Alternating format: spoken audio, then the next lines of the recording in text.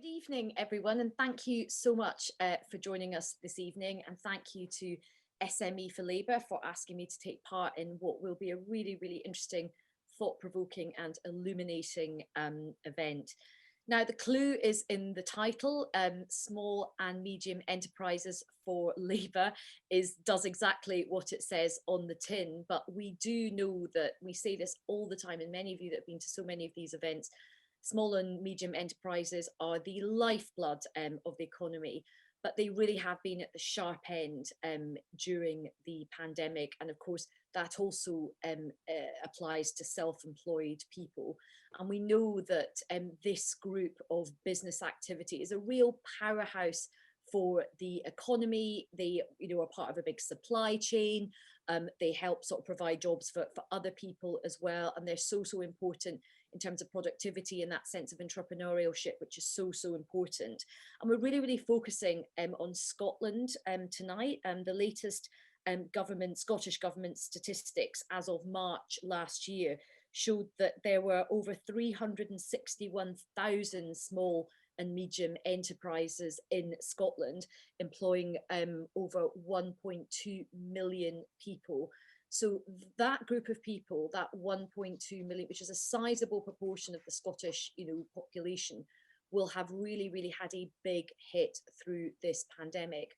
The good news is that societies are beginning to open up, economies are beginning to open up. We're all very much looking forward to that happening. Hopefully we are going to see a decent recovery, but the fundamental question for anyone who is involved in politics and thinks about these things is, how do we want to build back? We hear the phrase build back better, and we all know that that can't just be about the big boys. It's got to be about SMEs, which are boys and girls, by the way. So we've got a brilliant panel tonight. We have Sonny, Leong, who many of you will know, who is a real business leader. He's incredibly acclaimed as a business leader. He's also part of Chinese for Labour. He is a great part of our movement. He's a great figure in our movement, and he knows business inside out. And of course, we are absolutely delighted to be joined by our new leader in Scotland, the brilliant Anas Sarwar. Anas has already hit the ground running. We all know that people say that being the leader of the Labour Party is the most difficult job in Scottish politics, but Anas can now go to Keir. I'll hold my beer because I'm here. I mean, Anas has a really tough job to do, but as I said, he's really got off to a flying start. He's been really visible. He's got a strong vision for what he wants for these upcoming elections in Scotland and what he wants to do going forward. So we're going to hear, it's really lucky to catch him early in his leadership for him to kind of outline his vision. So what we're going to do is we're going to start with Sonny. Anas also has to multitask. He's got to be on this call and he's got to vote as well. But through the wonders of technology, he's going to do both. So we're going to begin with Sonny. He's going to chat for about 10 minutes and then we'll speak to Anas. Now, if you have any questions, please use the chat box function and then I can pick up your question and put them to Sonny and Anas, and we will get done by 8 o'clock. Okay, Sonny, over to you. Excellent. Thank you, Ayesha. For tonight only, I'm the honorary Scot here. Well, it is a real honor to have been asked to speak at the same event as Anas, who, as many of you know, has already made quite an impact on the Scottish electoral scene. A mere 5 days ago, after his appointment as leader of Scottish Labour, we saw 2 council seats wins for Labour in North Lanarkshire. I think we should all challenge him to maintain that impressive average, 1 new Labour representative every 2.5 days. So after 50 days, come 6th of May, we should expect to see 100 seats gain. And if we look ahead, I have calculated that with 1,415 councillors, 129 MSPs, and 59 MPs in total in Scotland, if he maintains that massive, impressive average, there shouldn't be anything but red on the Scottish electoral map by the 12th of January, 2025. That's your challenge, Anas. Of course, I'm joking. But there is a kernel of truth here. It is both vital for the future of Scotland and for the future of the United Kingdom, consisting of 4 empowered nations, that labor makes considerable gains under its leadership. We need more labor councillors, more MSPs, and certainly, definitely more MPs. Poor Ian Murray in Edinburgh South is the only Scottish MP, and for 4 out of his 6 years, the only Scottish MP that we have in Parliament. And I know Anas knows that too. And one of his very first speeches he made as leader, when he said directly to the people of Scotland, Anas, I'm quoting you here, I know you have not had the Labour Party you deserve. I know Labour has a lot of work to do to win back your trust, which I'm sure you will do magnificently. Our sheer collapse in the general election of May 2015, where Labour lost 40 of its 41 Scottish MPs, is indisputable proof that Labour definitely has taken its voters for granted.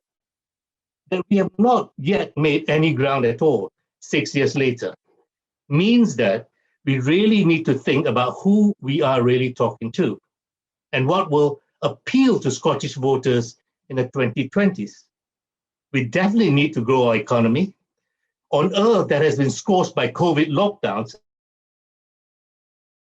a challenging environment indeed.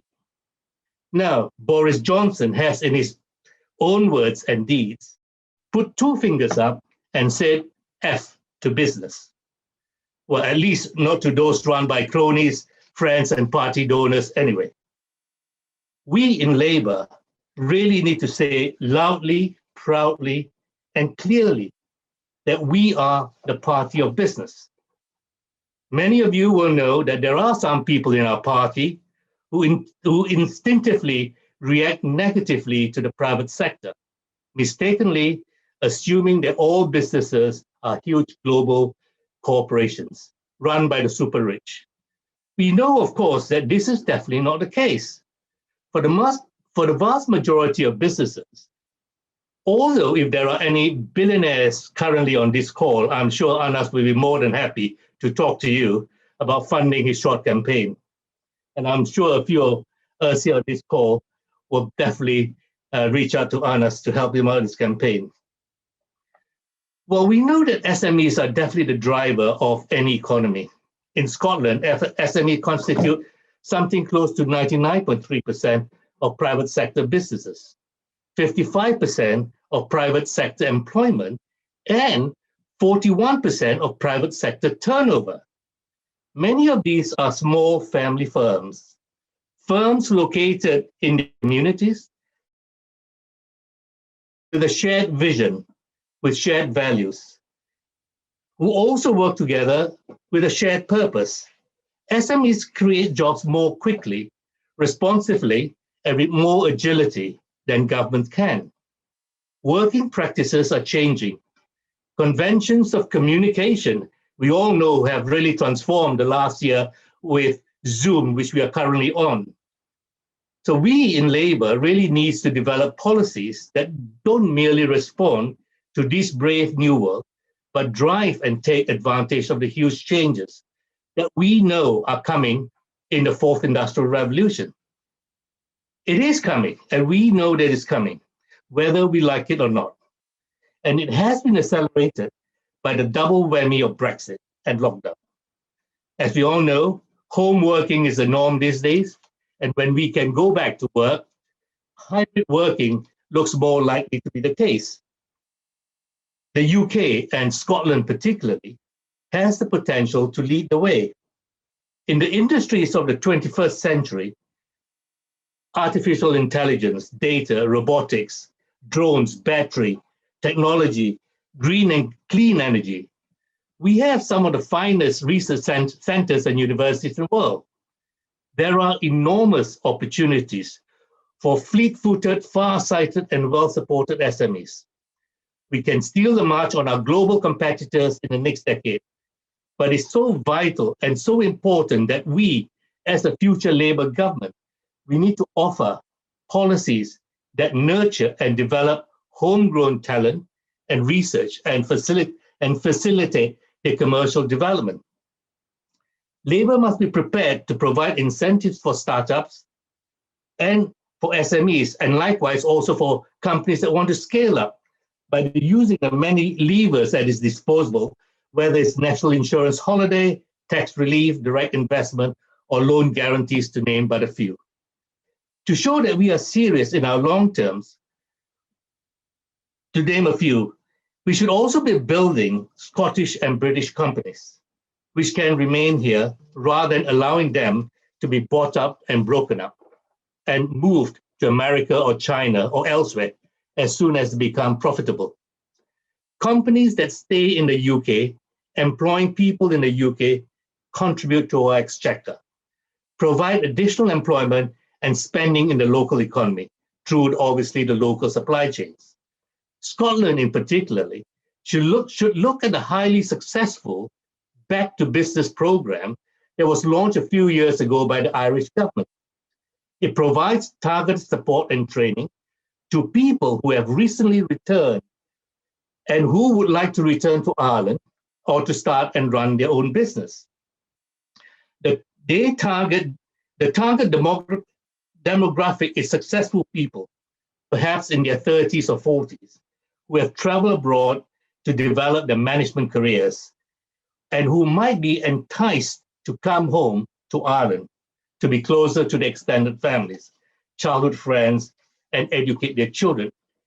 And we have seen many, many cases happening in Ireland, and Scottish Labour could offer something similar.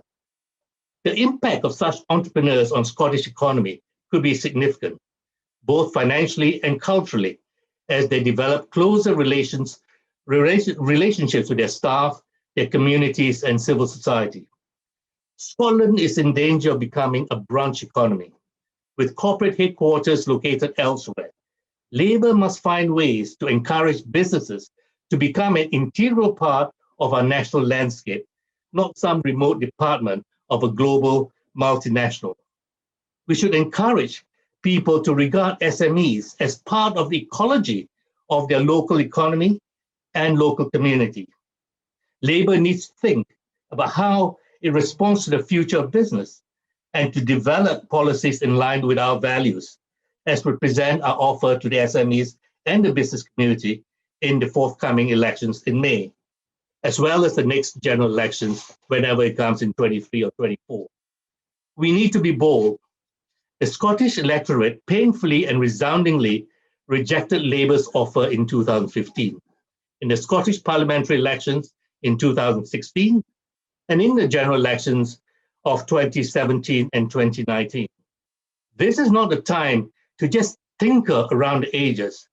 Now, under new management in Anas and Keir, Scottish Labour and UK Labour need to be prepared to do the heavy lifting and thinking and to do the work and to capture the imagination and aspirations of the public.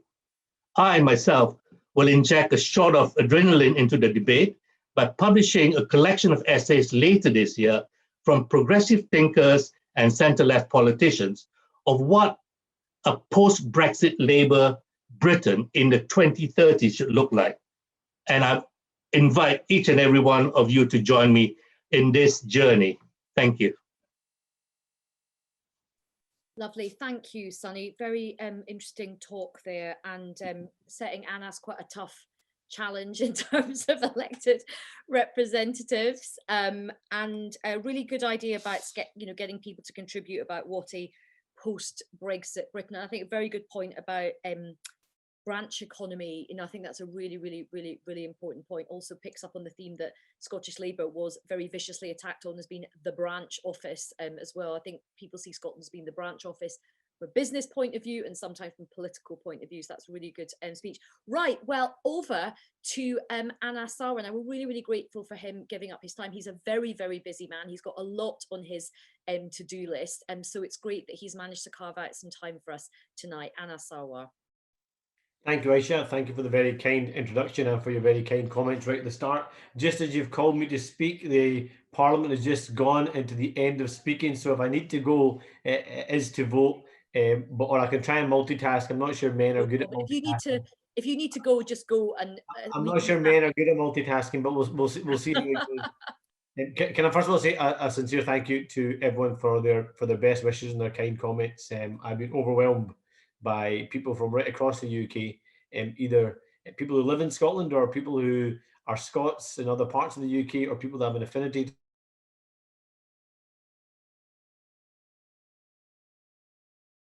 welcome to be an honorary Scot at any time. I genuinely appreciate all the support and encouragement that people have been giving us, because I recognise how important it is for in Scotland, but also across the UK. Sorry, there's a thing called in politics called expectation management, and we should probably send you a link to what expectation management is, because to put things into context, 3 days before I was elected leader of the Scottish Labour Party, we were polling at 14% in the polls. And what that would mean is us going to 15 or under MSPs, which would mean us losing the right to even ask an FMQ every week. That's how severe it would be. It would be the equivalent of us being like the Greens or the Liberal Democrats. No disrespect to the Greens or the Liberal Democrats. So that's the scale of the challenge that we're facing in the coming 8 weeks. So we've got to throw everything at it in the next 8 weeks to try and get the Labour Party back on the pitch, back on people's side, and focused on the people's priorities. And that's been the tone and narrative we've taken right at the outset. On day one, when I took over, I give a direct message to the people of Scotland to say I recognised how much work we had to do to rebuild their trust, and I was honest enough to say that the Labour Party has not been good enough. I'm sorry they've not been good enough. It's not been good enough across the UK sometimes, and it's not been good enough in Scotland at times. And for that, I'm truly sorry. And I'm going to work day and night to give our members, but more importantly, our supporters and the people that would need a Labour Party, the Labour Party they deserve. And that's a commitment from me. I actually think we've got a huge challenge and opportunity coming through COVID, where we don't have to go back to the old arguments. I think we have an opportunity to say to people in Scotland, enough of the politicians presenting you with binary choices and forcing you to pick a side. You're going to have a Labour Party now under my leadership that is going to focus on what unites us as a country rather than what divides us, that focuses on recovery, not going back to those old arguments, and focuses on Labour being on your side, not on the sidelines. And that's why over the course of the next few weeks, we'll be publishing not just a manifesto, we'll be publishing a national recovery plan, which is split up into a jobs recovery, which is something that I'll cover in just a minute around how it impacts on SMEs and businesses. An education recovery, we launched an education comeback plan just yesterday, an NHS comeback plan, a climate comeback plan, and also a communities comeback plan. And that'll be our challenge in the next 8 weeks to deliver on that, so we can get focused on the people's priorities. Because what people care about right now in Scotland and across the UK is not what people think they care about on the Twitter sphere or on the Facebook bubble. What people are worried about right now in their homes is keeping themselves safe, keeping their families safe, when they're going to get the vaccine, if and when they'll have a job to go back to, what it means for their business, what it means for our planet and the planet we're going to leave for our children and our grandchildren, their child's education and mental health, all those cancelled operations. I'm just looking to see, I think I might be voting. Give me 2 seconds. Oh no. No, what's I forgot to vote. This is democracy in action, people, live. Oh no, right. I'm gonna have to go. I'll be back in 2 seconds, right? Just gonna vote quickly. No problem. Anas will just be back. If you've got any questions you want to put to Anas or Sonny, do you pop them in the chat box. Abdul has said that small businesses have been impacted adversely during the lockdown. They're turning against the SNP for not giving clear message, and that he thinks Anas has a huge opportunity to pick up the disgruntled business owners by showing his clear messages. And Ian has just made a really interesting comment saying the Scottish Government warmly welcomed Mark Logan's report on encouraging innovation and enterprise. But he asks, are you aware that the Scottish Funding Council just withdrawn funding for the Scottish Institute of Enterprise, which encourages entrepreneurial activity? So we can put that to Anas when he's back. Abraham, I don't know if you want to, join in and maybe just say a few words about, what your expectations are, because you're obviously very steeped in terms of as a businessman yourself, and of course you're the driving force behind SME for Labour. We have Mark Glover on the call. I think Mark will be in a better position to say a few words about Scotland, as he's from Scotland.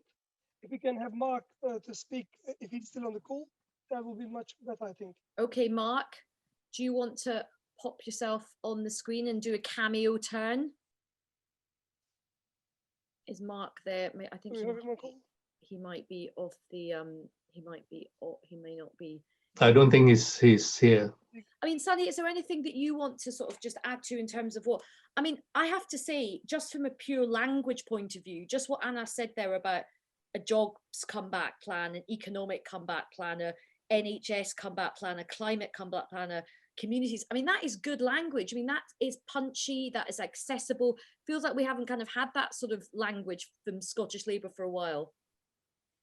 Oh, and just on cue, the great man is back. I'm back, Ayesha. I'm really glad I spotted that I hadn't voted there. I had to do an urgent point of order into the virtual chamber because I needed to vote in favour of incorporating the UN Human Rights Charter for Children into Scottish law. So that would have been a terrible vote to miss. That is quite important. That's a very important thing. I was indeed. So I'm glad I noticed just in time. So I apologise for being a bit distracted.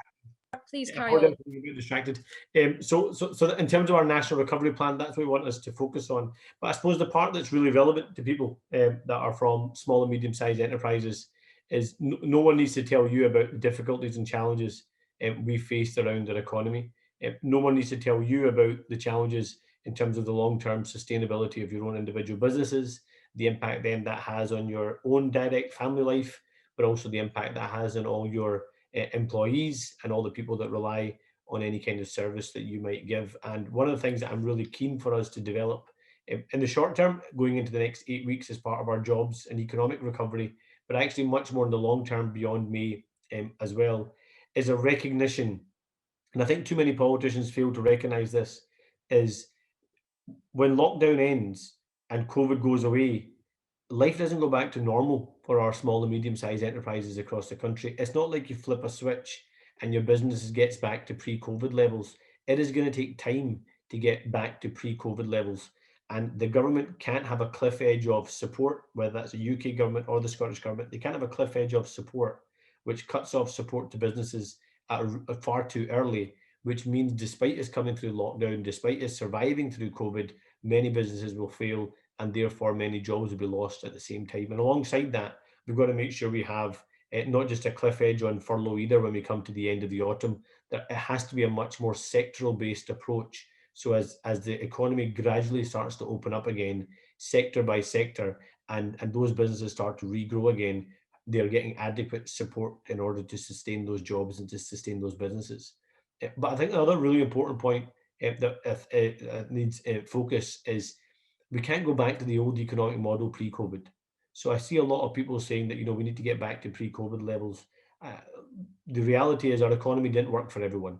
And the reality is that there are structural inequalities in our economy, structural inequalities that impact on women, structural inequalities that impact on our BME communities, and structural inequalities that actually load against small and medium-sized enterprises and loads in favour of the large multinationals. Many of those large multinationals who don't pay their fair share of tax in the UK, many of them who have done extraordinarily well through this pandemic at the expense of our small and medium-sized enterprises. We can't go back to that failed model either. So if we are going to rebuild our economy and get growth back into our economy, we've got to make sure we're taxing the right businesses. I'm talking about your Amazons and your Googles and your Ubers and your Deliveroo's who have done really well through this pandemic, and not putting a burden on our small and medium-sized enterprise who are the real lifeblood of our economy. There's about 300,000 small and medium-sized enterprises in Scotland. They employ about 1.2 million people in Scotland. They are the lifeblood of the Scottish economy. In fact, they're the lifeblood of the UK economy. So how we appropriately support them is going to be really important. And that's why one of the things we've been talking about is a business transition fund, which is a tapered support mechanism for businesses that gives them that tapered support until they can get back to pre-COVID levels. And at the same time, how we do a training fund for staff, for those people, either business owners who want to transition to a different kind of business, or indeed employees that want to transition to new skills to go into those new sectors around the green economy, around the tech economy. Then how do we give adequate support to them, and particularly for those for a middle age or going from a second or third job in their career in their life to a different career in their life. So how we do that, I think, is really, really important. And the final point I'll end on these 2 points, actually, Aisha. As part of our education comeback plan, anyone that has kids knows when they look in their children's eyes how hard this lockdown has been on them. This one has been the hardest lockdown, and it's impacted on their mental health, it's impacted on their more general well-being, and it has given them a sense of isolation. And for those younger cohorts, I think we've got to prioritise getting the normality back in their life, and that's why we've proposed a summer comeback pass, which is basically free activities for people to get out there, get back with their friends, make new friends, build relationships, and get that normality back in their life around human interactions. But for those older children that are in their formative years, so for us in Scotland, it'd be known as your 50th or 60th year of your school, we can't allow them to become a lost generation, and therefore a lost generation that's entering into further higher education, or a lost generation that's entering into the labour market. And that's why I want to give a guaranteed reset, free reset, to all those in those 50th and 60th years for a free college place, to be able to reset those exams, so they have got the opportunity to get the qualifications they want and to go into the sectors they want to go into, as well. That benefits them as individuals, it benefits their families, but it actually also benefits the economy, because you want the right skills amongst our population so they can go and fill the skills gaps that exist in our wider economy, so we can have a thriving economy here in Scotland. And the final thing to say is, we can't go back to the old arguments. Honestly, the idea, and people across the UK will know this in the last 4.5 years with all the Brexit chaos, and anyone that's been in Scotland will know for the last 10 years we have been gripped by constitutional divisions, and it's all about people's personal interest rather than the national interest. And the people that pay the price is our members of our population, small and medium-sized enterprises, and those that are worried about their job and all our public services at the same time. I'm not willing for us to do that, and that's why I want us to reframe the debate. That's not to say that I don't have a position on the referendum or on independence. What I am saying to people, though, is for the next 5 years, for the course of the next parliament, let's focus on what unites us, not what divides us. Let's put aside the yes versus no, or the leave versus remain divides, and focus on the things that we need to get through together. And that's putting our national recovery first. So we have a COVID recovery parliament and politicians in a parliament that is working on people's interests, not their own self-interests. I'll stop there, Ayesha. Brilliant, lovely. That really interesting stuff there. I think your comeback understandable, and it's plain English. So much of politics is not communicated in a way. And I love your idea of a summer pass in terms of, you know, helping people to form new friendships and learn new social interaction. I think I need a social summer pass when we come out of like COVID, because Come to Scotland. I've come to Scotland, I've been like trapped in my basement. I've forgotten what it's like to interact with people. Well, we're going to crack on with questions now. Abdul made the point just when you went off to vote, Anas, that it's more like a point than a question, but you know, he says small businesses have been impacted adversely during lockdown. They're turning against the SNP for not giving clear messages.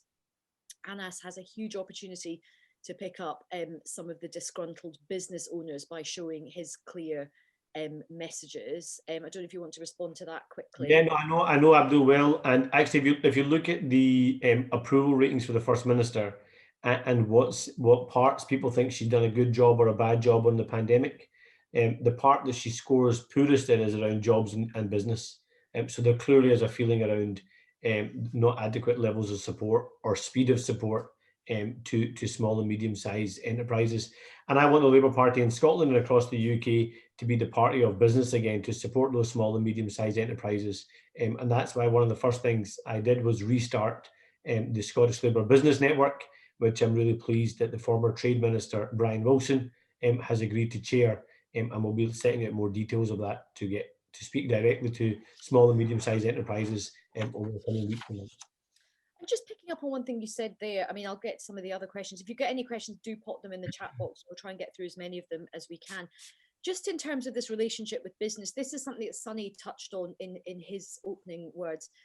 For quite a long time in the Labour Party, there has been a sort of squeamishness about wanting to have a good relationship with business. The narrative has been quite anti-business, business ergo bad people doing bad things. I was quite struck in Keir Starmer, a big speech that Keir Starmer made recently. He talked about wanting to have a more productive relationship with business, that business should be a partner alongside the Labour Party. Where do you stand on that? Do you want to have do you think Labour has been a bit too anti-business over the last couple of years? I think we've certainly given that impression and used the language as if business bad, private sector bad, and sometimes voluntary sector bad, and only public sector good. If you look at it, so much of the voluntary sector picks up so much of the flack in terms of our health and social care sector in Scotland, and I imagine in other parts of the UK as well. And if we are going to come through COVID and we are going to challenge the economic crisis that's going to face us, and we are going to stop people losing jobs, and we are going to create new jobs, we've got to be honest, those jobs aren't going to be created by making them all public sector jobs. It requires a thriving private sector. But what you've got to do is put morals and ethics into our private sector and our economy, and that hopefully drives up standards, that drives up pay, that drives up services. And so I want to see business as a part. If Keir said, I didn't hear Keir say that, but if that's what he said, I wholeheartedly agree with him. Business has to be a partner rather than an opponent if we are to rebuild our economy and get through COVID. And what did you think about the recent, there was a bit of a debate around corporation tax. I mean, the government in their budget said they want to increase it. What would you like to do on that? Where do you feel you lie on that? So on this, perhaps I'm slightly more radical than where the UK party wants us to be. I would actually look at targeting sectors. So I actually wouldn't do a tax across the board because there are certain sectors that have been hardest hit by the pandemic. So for example, the hospitality sector has been hardest hit. The hotel sector has been really badly hit. The aviation industry has been really badly hit. So, but there have been winners. And so winners, for example, around supermarkets, winners around, for example, Amazon, around people are doing deliveries, etc. So why not target those? I hate to use winners because there's been like emotionally there'd be no winners, but in terms of economic winners, we should be targeting those businesses. And I always think to myself, what would Gordon Brown do, right, on these things? If Gordon Brown was Prime Minister at the height of COVID and this economic crisis, I bet you he would have had at least one international summit by now about finding international cooperation on the vaccine.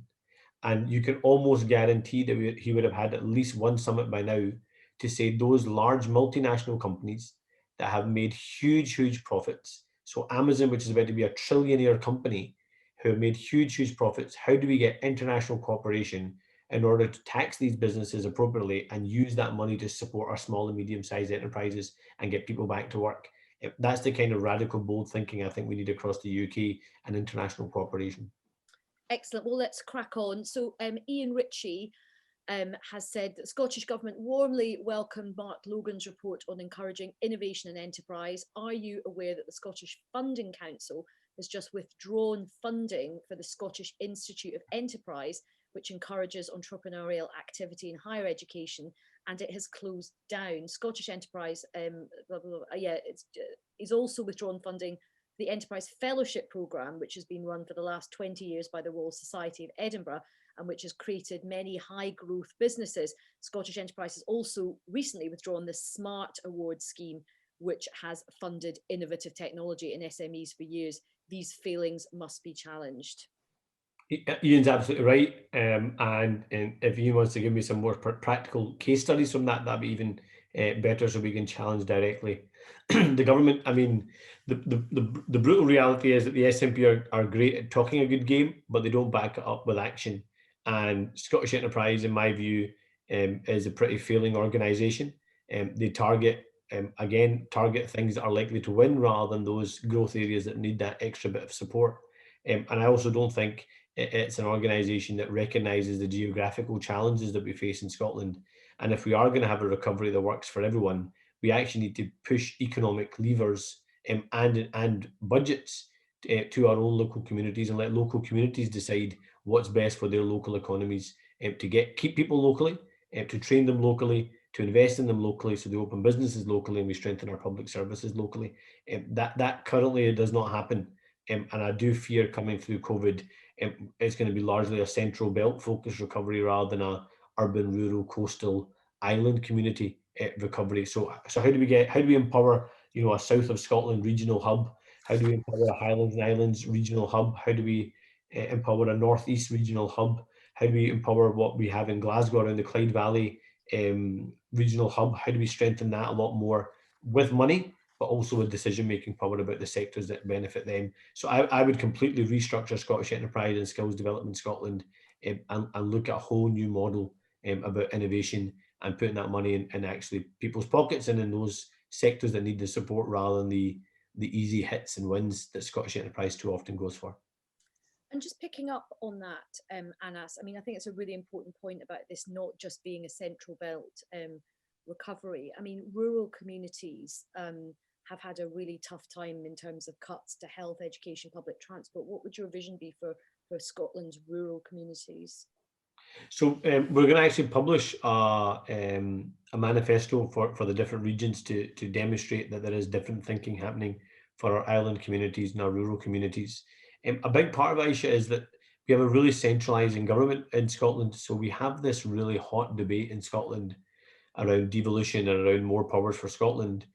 But that doesn't really go beyond Holyrood. How do we actually have a proper debate in Scotland about pushing power out of Holyrood and into local authorities who are much more in tune with the local community, are much more, realise much more about the challenges that face their own localities. So again, you've got to push that power and investment down. And that means investing in individual sectors. So there's a huge opportunity, for example, in the Northeast about the renewable sector. We keep getting told about that. We've heard now 3 times that Scotland's going to be the Saudi Arabia of Europe. Never happens. It's just bold statements and they aren't backed up with funding. So there's a huge opportunity around different forms of power in the Northeast. In the south of Scotland, we know we should be making much more of the fact that we have a cross-border relationship to get economic benefits coming from both north of the south of Scotland, but also south of the south of Scotland, to create some more regional dynamics around there, and the support that our particular farming communities will need in a post-Brexit world as well. So all of these innovations, I think we need to think about in much more detail, rather than this constant constitutional bind that we're always in, assuming that Scotland is one homogenous unit and there isn't different challenges in different parts of Scotland. Well, just that segues quite neatly onto a question from Conrad Bourne, who says, for Labour in Scotland, what does real and lasting economic and political devolution across our towns, cities and communities really mean if we are not to support independence? So, I mean, this is really interesting. So there's a piece of work that Gordon Brown is leading for us around a constitutional commission. And, you know, that was commissioned by Keir as leader when I was our party's constitutional spokesperson here in Scotland. And what I'm really keen for it to do is to focus not just on a powers argument and debate, but more broadly than that is how do we make sure it ties in with making sure we have a recovery that works for everyone. So I think if you live in Liverpool, Birmingham, Manchester, Cardiff, you feel just as disconnected from Boris Johnson and the Tories as you do if you live in Glasgow or if you live in Edinburgh. So how do we genuinely have an economic model and also a devolution settlement across the UK for our nations and regions that actually helps to deliver a fairer recovery for everyone? I think that it has to be investment hubs. I think it has to be looking at sectors that benefit individual communities. I think it has to be empowering local authorities. Local authority budgets have been decimated. I think it has to be localized levels of skill development for young people. I think it has to be business restart facilities and abilities to look at what sectors of businesses need particular bits of support. So I want us to get power and then throw it out and push it out across our communities in a way that's not been done properly in Scotland for a very long time. Ayesha, can I come in on Labour being, I mean, Anna's absolutely right. I think Labour Labour is not anti-business. However, some of the conversations that have been taking place by certain, I suppose, senior people within Labour itself has come across as anti-business itself. But I think the present leadership there is a willingness within Keir's office, Ed Miliband's office, and Annalise's office as well, to really wanting to reach out to business and to understand what small businesses want from a Labour government. There is that network now that is happening in place whereby they're listening to small businesses. I mean, what we should be thinking about is not, like I said earlier, tinker just tinkering around. We should come up with really bold ideas. I mean, for one, I believe in the free market. I believe that, look, you're not going to get rid of capitalism. However, the rules of the games have to change. Free market is no longer free in its actual sense. It's, to a certain extent, there are a minority of players in the free market that monopolize the market itself, and that can't be right. So it has to be a level playing field. Likewise, globalization itself. I mean, globalization is not going to go away. It's not going to shut its doors.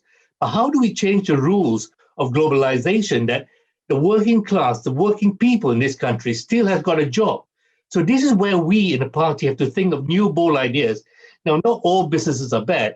What we should be encouraging is purposeful business, good social enterprises, people that actually care for the community. But our corporation law, our company law is so skewed towards shareholder value. Any big, FTSE 100, a new CEO comes in, it's like, what is the dividend at the end of the day? What's the shareholder value? What we should be looking at is what other social value can a company deliver for its staff, employees, for its community, and for its country. This is what we should be looking at, and how can we empower such companies? I mean, take social enterprises. There's a lot of good social entrepreneurs out there setting up businesses, but trying to raise money for a social enterprise is difficult. Going to the stock market or whether going to the alternative market to raise money for a social enterprise venture is nearly impossible. So what we should be looking at is maybe we should set up a new platform, a new investment organization where people can go there and raise money for social enterprises. So what we should be looking at is think the impossible that we have not done now, but how to make it work for everybody. Yeah, I think that's a really, really good point. I mean, Sonny, and from that point of view, would you be looking for Labour to do something like actually changing that sort of, director's duty, not just to shareholders, but to add in other duties in that, whether it's sustainability or, corporate social responsibility or something like that? Absolutely. I mean, like probably 15, 20 years ago, most public listed company has to have a statement in the accounts as to what they are doing regarding corporate social responsibility. I mean, to some extent, I mean, that helps, but it hasn't really got a teeth. I mean, there are a lot of companies just, I've got to tick this CSR box and let's do something about this. But at the same time, we have to look at other values that are important and maybe different types of corporation. Now you have company limited by shares, company limited by guarantee. Maybe we should start looking at the news, be a benefit value company, have a different class of companies altogether, so that communities can come together, pool their resources together, and maybe run community centers, for example, or run the playground, or whatever it may be. So kind of developing on, because there was an idea a long time ago, the community KICS, the community interest. CIC. Yeah. It's like the cooperative model. Which actually, just on that note, because that segues into a really good question at this point from Anthony Green, who says, Scotland has a reasonable claim to be the birthplace of the cooperative movement with the Fenwick Weavers. What role does Anas and indeed Sonny see for cooperatives in both traditional sectors and the new ones like tech in Scotland's economic recovery? Anas, you go first. Yeah, look, just picking up from where Sonny left off there, I think that it's really important that it's not about like interfering or taking over business, but it's about setting the right parameters for business and setting the ethical and moral framework of our economy, and allowing that to we want successful businesses. We want people to have well-paid jobs. We want them to support their communities they're in and their communities to be thriving communities.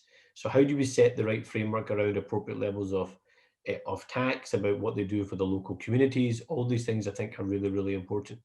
So setting that frame, I think, is really, really important.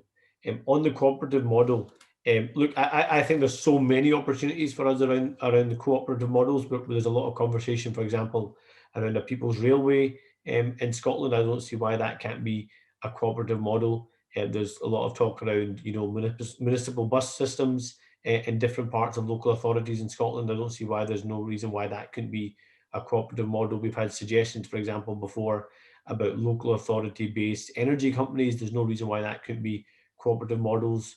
There's lots of businesses that will be struggling or could be struggling coming through COVID. There should be an opportunity given for employees of that business to be able to pull together and resource and take over those businesses as well. I think we can be really, really innovative, and there will be a real cooperative theme going through our own jobs recovery and economic recovery model. I'm proud to be standing in this election for the first time as a Scottish Labour and Cooperative Party candidate, and I want those cooperative values to be at the heart of our manifesto going forward as well. I mean, likewise, I mean, I'm a cooperator, and I believe the mutualization, the mutual system do work. But I don't think many people understand the structure of it. And I think this comes down to education. And I think we really have to sort of seriously think about maybe having subjects on entrepreneurship or some form of sort of commerce structure subject at school, so that, look, we all know that the big factories and all that are gone. Unemployment's going to skyrocket in a few months' time, a few years' time, right? There's going to be, what, 1.5, 2 million people around. It's going to be difficult to create 1 million, 2 million jobs. But people should actually go through school thinking, right, okay, if I can't get a job, what can I do to earn a living? How do I set up businesses? And if you look at the migrant communities that come to this country, for whatever reasons, I mean, maybe they don't want to work for other people, and you see them setting up their own businesses. And it's one of those things that, sometimes you don't need to come from a family of business to do business. You need to understand certain basic principles of how to run a business. And I think that's a bit lacking in school. And more often than not, I think our kids go through school thinking, oh, I'll go to university and there'll be a job waiting for me at the end of the day. Why don't we turn that around and say, go to university, think of a new idea, and actually go chase your dream, set up something and make it big. I think that's a great point, Sonny. That honestly, because it's, I sometimes think that myself around how entrepreneurship can seem to be so cultural in some ways in terms of people of certain ethnicities, and we don't really encourage innovation, free thinking, and entrepreneurship amongst our young people. And we kind of like to think of, these are the sectors, these are the skills you need to get, and then you need to go and work for or in these sectors rather than actually create and be your own boss in some ways, and to have your imagination. I think that's a really, really important point, Sonny. Yeah. And another thing also, sorry, Ayesha, another thing that we in this country, we don't talk very much about family businesses. Whereas in America, the mom and pop businesses, there's so much emphasis in America. And likewise, I mean, I've mentioned this to Keir's team and Ed's team. I says, look, if we are really serious about business, when we are in government, we should really seriously consider setting up a small business administration, just like what they have done in America. And likewise, maybe Anna should consider that. A small business administration with a senior politician at cabinet level. The message you send out there, that means Labour is serious about small businesses and have got a cabinet minister at cabinet level fighting for their interests. Now, in this country, loads up and down the country, family businesses. Now, they don't ask much from the government. Many of them don't make 100,000 a year. Some of them will be lucky to make 20, 30,000 after all the expenses and all that. But what they want is a level playing field, that the rules apply to everybody, so they are not burdened by all kinds of red tapes and everything else. But at the same time, what we in Labour really should be thinking about is, how do we support them when it comes to succession? Because most of them are probably in their sort of age whereby they're thinking of retiring and all that, and their children say, oh, this is too much hard work, and I want to do something else. So if there is no succession, most of these really very successful family business will eventually close up, jobs will be lost, and then that whole business within the community will be lost. I think we should think more creatively how to maintain them and how to keep them going. No, that's a really, really important point. I think the point about education is very, very important. particularly if you want to encourage more women and to get in, which is a really important part of the story. Just a couple of other comments to pick up on, particularly around the co-op.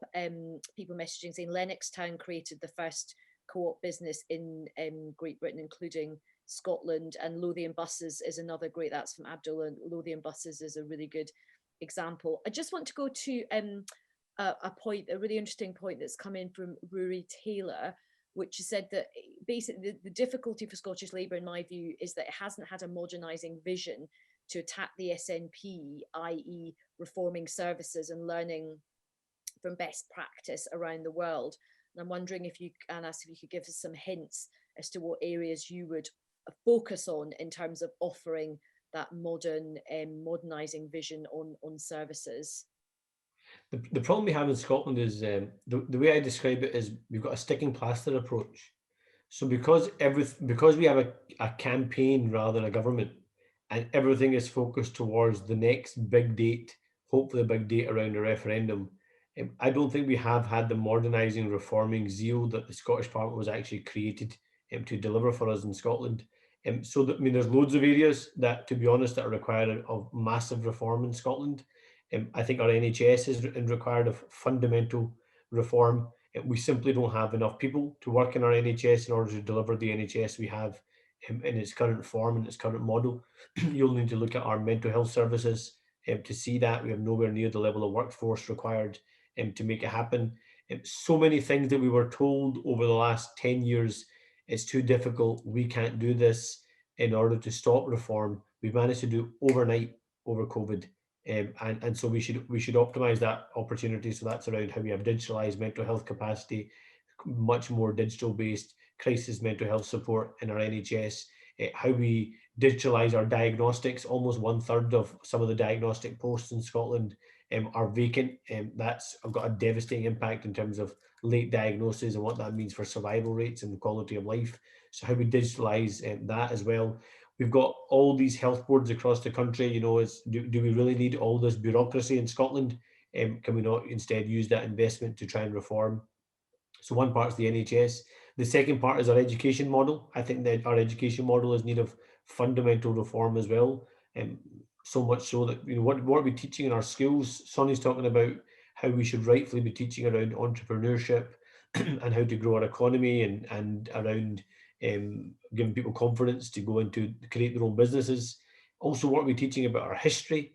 We teach a really whitewashed version of our history in Scotland. We don't really challenge gender stereotypes in our education system in Scotland. All those things about the kind of society and the kind of country we want to build, I think we could do in terms of how we reform our education system.